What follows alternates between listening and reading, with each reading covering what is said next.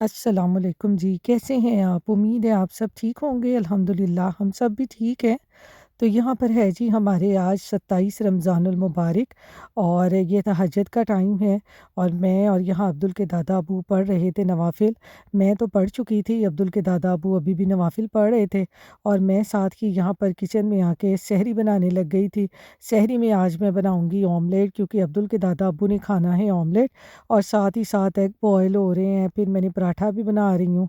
और साथ ही साथ यहाँ पर ना मैं अब्दुल के दादा अब्बू के बारे में सोच रही थी कि देख लें बुढ़ापे में जाके ना इंसान उसको सिर्फ़ फ़िक्र होती है अपनी नमाज की, कुरान की और अल्लाह ताला की इबादत की सिर्फ़ फ़िक्र होती है। बाकी जो फ़िक्रें हैं वो थोड़ी बहुत तो ज़िंदगी के साथ-साथ आपको पता है चलती ही रहती हैं। लेकिन ज़्यादातर उनका जो ध्यान है ना वो अल्लाह की तरफ हो जाता है। तो बुढ़ापे में जाके इंसान ने क्या करना होता है क्योंकि काम वग़ैरह तो नहीं करते, फ़ारिग बैठे रहते हैं फिर इसलिए नमाज़ें पढ़ ली यानी उनका जो ध्यान है वो ज़्यादा से ज़्यादा अल्लाह की तरफ लग जाता है। तो बस मेरी तो दुआ है कि हमारे जितने भी घरों में बुज़ुर्ग लोग हैं ना, माँ-बाप हैं, सास-ससुर हैं, अल्लाह मियाँ उन सबको सेहत और तंदुरुस्ती वाली ज़िंदगी दे। अस्सलाम वालेकुम जी, कैसे हैं आप? आज दिन देखें कैसा ब्राइट निकला हुआ है। हेलो। आज है जी हमारे यहाँ पर माशाल्लाह से 27वां रोज़ा और सर्दी सर्दी है। ताक रातें ऐसे गुजर रही हैं जैसे पता नहीं क्या होता है। पाकिस्तान में तो आज ताक रात होगी, सब अपनी इबादतों में मसरूफ़ होंगे और बड़ी रौनक होती है पाकिस्तान में ये 27, 28, 29वीं रातों को क्योंकि वहाँ पे ख़त्म कुरान होता है। बड़ा मज़ा आता होता था। हमने तो तरावियाँ पढ़ने जाना ना तो हमने ना वहाँ से वो लेके आना तबरुक, वो जो देते हैं आखिरी रमज़ान शरीफ में बालूशाही देनी, वो उन्होंने वो बड़ी चीज़ें होती थी ख़त्म कुरान पे।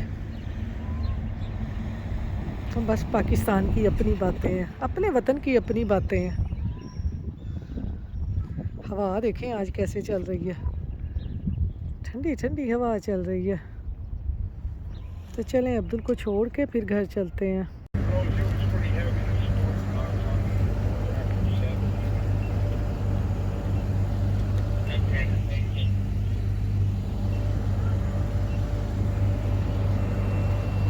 Close to now, okay? I don't know how you remember that. Hi, Alpha. They all, you know what? They all do. They're Oh, all like, I know. I I was surprised the first day he did. Trust me, I remember that. That they're a खुदा lot हाफिज़। smarter than us. I know. यहाँ पर जब भी कोई हमें गैर मुस्लिम इस तरह से अस्सलाम वालेकुम या खुदा हाफिज़ कहता है ना तो मैं कहती हूँ कि हमें दिली सुकून मिलता है। तो यहाँ पर जी आज जब मैं अब्दुल को बस स्टॉप पे छोड़ के आई तो आज तो मैं आते ही सो गई क्योंकि रात में ना तकरीबन ढाई 3 बजे की उठी हुई थी। तो इसलिए ना आज मैं काफ़ी देर तक सोती रही। जब मेरी आँख खुली तो ज़ोहर का टाइम हो गया था। मैंने जल्दी-जल्दी से उठ के ज़ोहर की नमाज़ पढ़ी और साथ ही ना अब मैंने किचन में आके ना सहरी के लिए खाना बनाना शुरू कर दिया है। क्योंकि आजकल क्योंकि अब्दुल के दादा अब्बू आए हुए हैं तो इसलिए ना सहरी के लिए कुछ ना कुछ मैं रोज़ बनाती हूँ। वरना आपको पता है कि आम रूटीन में ना घर में जो भी हो हम तो खा ही लेते हैं। लेकिन फिर इस तरह से कोई आया हो तो फिर आपको पता है ज़्यादा ख़्याल रखना पड़ता है। तो यहाँ आज सहरी के लिए मैं बना रही हूँ आलू मटर और चिकन का सालन। यहाँ पर मैंने आलू मटर चिकन का सालन बनाने के लिए पैन में ऑयल डालकर उसमें थोड़े से खड़े मसाले डालकर फिर मैंने उसमें प्याज़ डाल दिए थे। प्याज़ों को मैंने हल्का-सा ब्राउन करके उसमें मैंने डाल दिया चिकन और चिकन को मैंने अच्छी तरह से भून लिया कि उसका कलर चेंज हो गया। अब मैंने इसमें डाल दिया है लहसुन अदरक का पेस्ट और दोबारा से इसकी मैं भुनाई करूँगी ताकि चिकन भी अच्छी तरह से भुन जाए और लहसुन अदरक का कच्चापन भी दूर हो जाए। तो यहाँ पर जी सारी चीज़ों को मैंने अच्छी तरह से भून लिया है। अब इसमें डाल देंगे जी हम थोड़े से बेसिक मसाले, सूखा धनिया, ज़ीरा, नमक और मिर्च और फिर इसकी दोबारा से मसालों के साथ अच्छी तरह से भुनाई कर लेंगे ताकि सारी चीज़ें अच्छी तरह से पक जाएँ। और यहाँ पर मैंने दूसरी तरफ ना मटर भी बॉयल होने के लिए रखे हुए हैं ताकि मटर भी थोड़े से बॉयल हो जाएं। तो यहाँ पर देखें जी मसाले डालकर चिकन की मैंने अच्छी तरह से भुनाई कर ली है। तो यहाँ पर आपको पता है सालन की भुनाई अच्छे तरीके से की हो ना तो मैं कहती हूँ जी हांडी का जो जायका है ना वो दुबाला हो जाता है।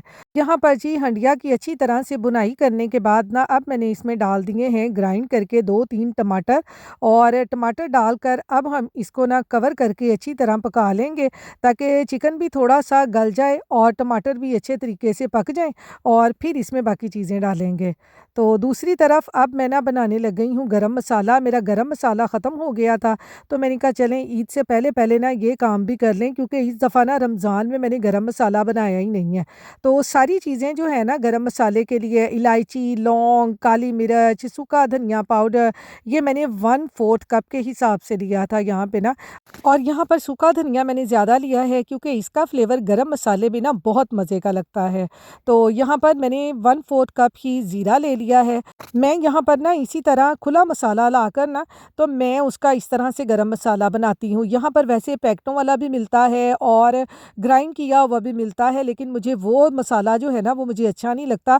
तो मैं ऐसे सारा खुला मसाला लेकर और इस तरह हिसाब से जिस तरह मेरी अम्मी अल्लाह बख्शे बनाया करती थी ना मैं वैसे ही मसाला इस तरह से सारा इकट्ठा करके ना खुली चीज़ों का तो गरम मसाला बनाती हूँ तो मेरा काफ़ी अरसा निकल जाता है। तो यहाँ पर मैंने 4-5 सिनेमन स्टिक्स ली हैं, थोड़ा-सा तेज़ पत्ता डाल दिया इसमें, थोड़ी-सी सौंफ डाल दी है और तकरीबन 15-20 इसमें मैंने बड़ी इलायचियाँ डाल दी हैं। अल्लाह बख्शे हमारी अम्मी भी ना पाकिस्तान में इसी तरह से पंसारी की दुकान से ना खुला मसाला लेकर आया करती थीं और फिर इस तरह उसको एक बड़ी सारे थाल में या परात में डालकर ना उसको धूप में रख देती थी ताकि उसका मॉइस्चर ख़त्म हो जाए और फिर उसको वो ग्राइंड कर लेती थी। यहाँ हमारे आपको पता है धूप का नामो निशान नहीं होता, ना हम ऐसी चीज़ें बाहर रख सकते हैं तो इसलिए मैं तो ना इनको पैन में डालकर थोड़ा-सा गर्म कर लेती हूँ। तो इसमें मैंने थोड़े से बादियान की पत्तियाँ भी डाल दी हैं और एक जायफल और थोड़ी-सी जवित्री भी डाल दी है।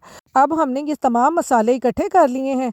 अब इनको हमने हल्का-सा भून लेना है ताकि इनका मॉइस्चर ख़त्म हो जाए और फिर ठंडा करके इनको ग्राइंड कर लेंगे तो हमारा इतना ज़बरदस्त गरम मसाला तैयार हो जाएगा। अभी इसमें मैंने जवित्री नहीं डाली, जवित्री मैंने साइड पे रख ली है, जब ये अच्छी तरह से भुन के ठंडा हो जाएगा ना फिर इसमें जवित्री डाल देंगे। तो ये देखें मसाला मेरा अच्छी तरह से भुन चुका है, अब मैं इसको डाल लूँगी प्लेट में और इसको कंप्लीट ठंडा करके ना फिर इसको ग्राइंड करके जार में डाल के रख लूँगी।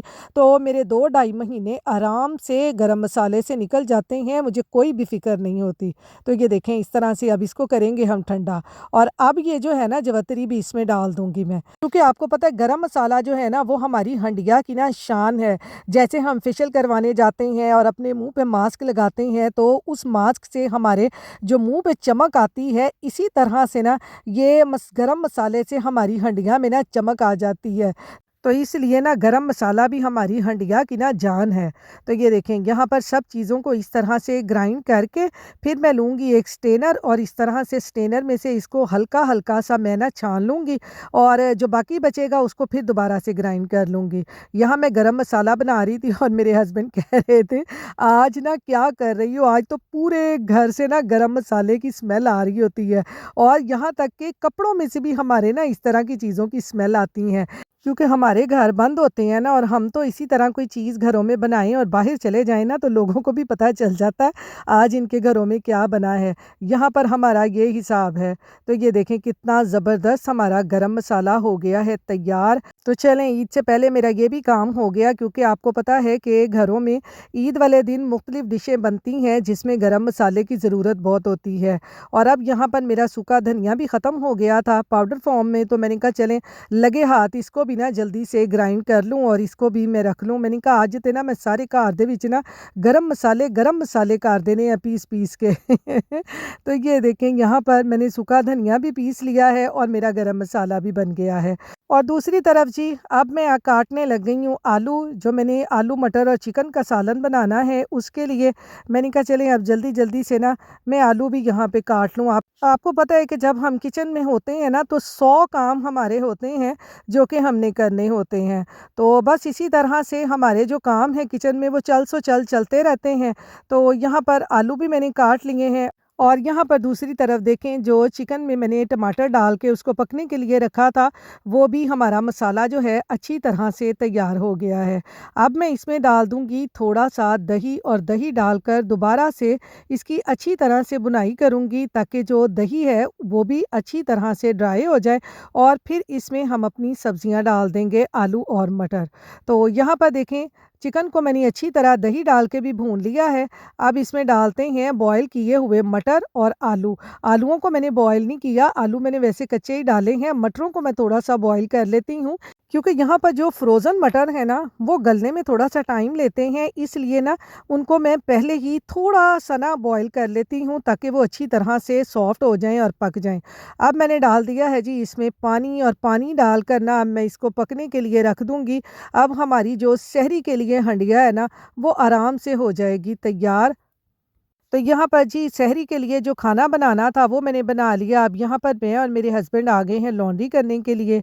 आज वैसे हमने लॉन्ड्री तो करनी नहीं थी, लेकिन अब्दुल के दादा अब्बू के ना कपड़े धोने वाले थे, तो उन्होंने जाना है अपने फ्रेंड के घर अफ्तारी पे, तो इसलिए उनके कपड़े आपको पता है कि वो इतने ज़्यादा कपड़े तो लेके नहीं आते, तो फिर उनके कपड़े धोने वाले थे, तो मेरे हस्बैंड कहते कि चलो आओ ना उनके कपड़े धो लाते हैं। और साथ ही साथ यहाँ पर आज अब्दुल की एक्स्ट्रा क्लास भी है, तो उसको भी बाद में ले आएँगे। आपको पता है कि बस हमारे काम है, रमज़ान हो, आम रूटीन हो, बस ऐसे ही भागम-भाग चलते रहते हैं। तो यहाँ पर टाइम हमारे पास ना बहुत कम था। ने अब्दुल को भी स्कूल से पिक करना था क्योंकि आज उसने बस पे नहीं आना था। जिस दिन उसकी एक्स्ट्रा क्लास होती है, उस दिन वो लोग उनको बस पे नहीं भेजते, खुद पिक करना होता है। और फिर मैंने इफ्तारी की तैयारी भी करनी थी और मेरे हस्बैंड ना यहाँ पे खड़े होके ना मशीन को देख रहे थे कि ये कब रुकेगी और मैं आराम से सोफ़े पे बैठी हुई थी। मैंने कहा आप देखते रहिए, जब उसने बंद होना है ना तभी होना है, पहले नहीं होना। तो इसलिए ना हम यहाँ पर अब बैठे वेट कर रहे थे कि कब कपड़े वॉशर से निकलेंगे। वॉशर से निकाल के ना ड्राई में डाल के तो हम भाग जाएँगे अब्दुल को लेने के लिए। उसको लाके फिर ड्राई से निकालेंगे और घर आके ना फिर इफ्तारी की तैयारी करेंगे। बस इसी तरह सारा भागम-भाग में ना हमारा काम चल रहा होता है। क्योंकि अगर आपको पता है रमज़ान ना हो तो फिर इतनी फ़िक्र नहीं होती और फिर साथ में अब रमज़ान है और इफ्तारी की भी फ़िक्र होती है और फिर जो बाकी दूसरे घर के काम होते हैं वो भी करने होते हैं, तो बस सारे काम ऐसे ही चल रहे होते हैं। आज फिर मैं आई हूँ कि अब्दुल को लेने और आज अब्दुल की फिर एक्स्ट्रा क्लास थी। वेदर आज का बड़ा ही ज़बरदस्त है, ठंडी-ठंडी हवा चल रही है।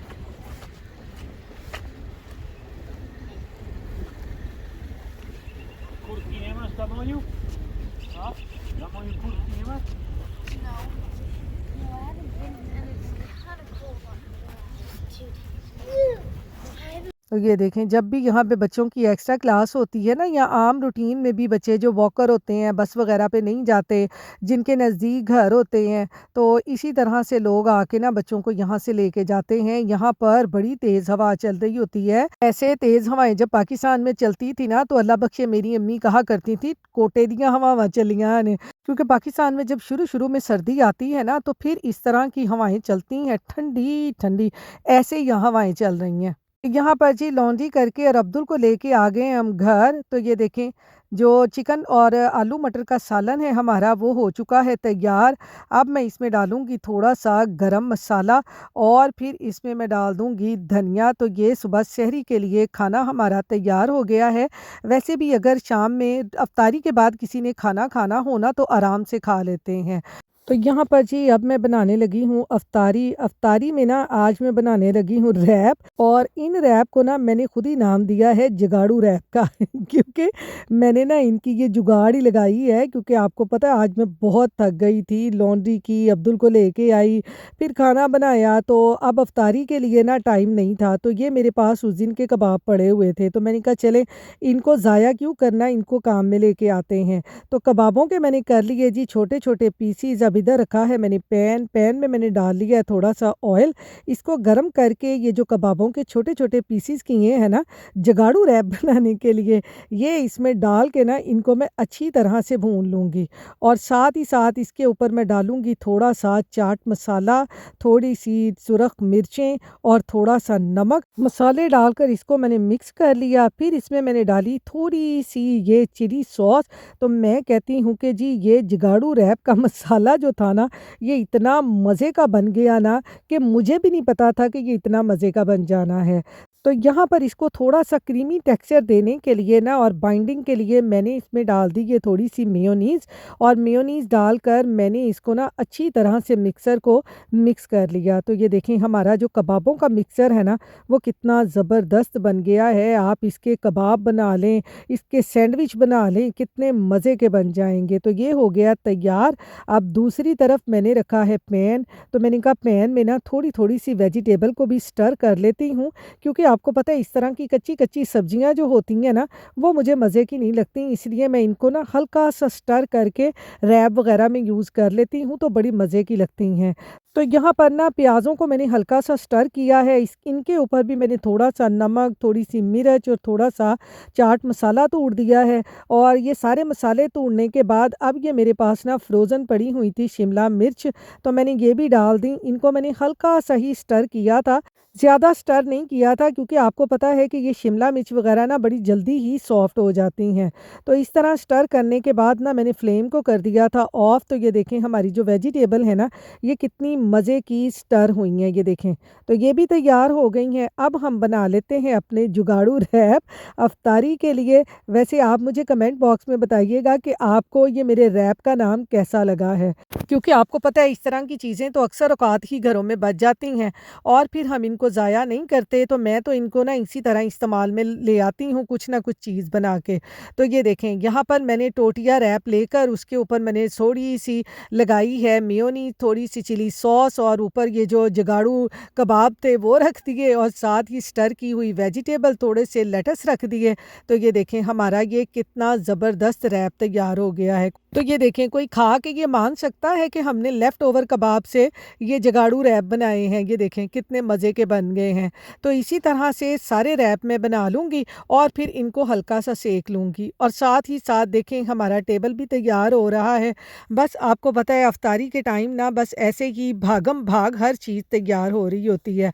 आज प्लान तो मेरा कुछ और ही था, क्योंकि आज है हमारे यहाँ पे 27वां रोज़ा, तो मैंने कहा चलें कुछ और करेंगे, लेकिन आज बस भागम-भाग में ना मेरे पास टाइम ही नहीं बचा, तो बस मैंने पकौड़े बना लिए, साथ में रैप बना लिए, साथ में फ्रूट चाट और वेजिटेबल। मेरे हस्बैंड और अब्दुल के दादा अब्बू तो रोज़ ही खाते हैं, तो बस मैंने वही बना ली थी, कुछ ज़्यादा नहीं मैंने बनाया था। तो यहाँ पर जी जैसा कि हमारे आज 27 रमज़ानुल मुबारक है, तो इस 27 रमज़ानुल मुबारक को मैं अपने सब बहन भाइयों के लिए दुआ मांगती हूँ जो जहाँ-जहाँ भी रहते हैं, और ख़ास तौर पर अपने फ़लस्तीन बहन भाइयों के लिए जिन पर बहुत ज़्यादा ज़ुल्म सितम हो रहे हैं। अल्लाह ताला उन पे अपना रहम करे, उनकी ये आज़माइश को दूर करे और ज़ुल्म सितम करने वालों को नीस्त व नाबूद करे। सब मुसलमानों पे अपनी रहमत करे। आमीन सुम्मा आमीन।